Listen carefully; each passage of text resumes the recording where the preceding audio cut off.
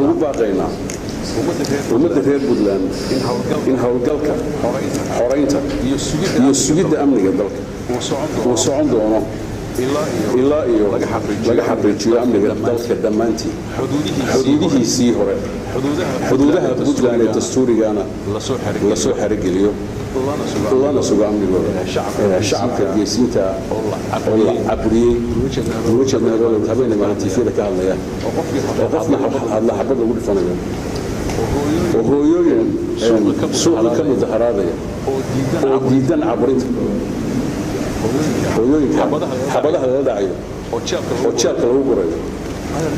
adduunka sharci baa ku jira waana loo jeeda adduunka tv-yaa jira facebookyaa jira social media jira ma qarsoona waxayna noqon doontaa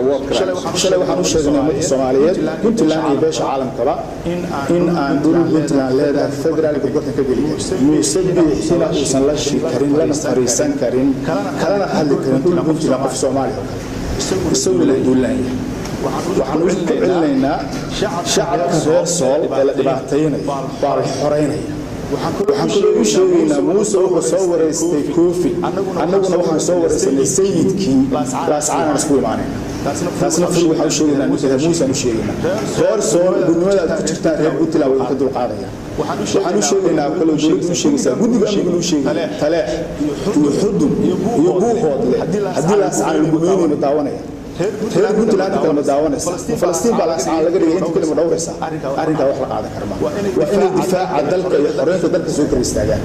waa inay mujaahidiinta difaaca dalka ku mashquulsan ciidamada Puntland ee commandoska ah ee casharada u dhigay kuwii soo hor hayso waa inay garabkooda soo istaagaan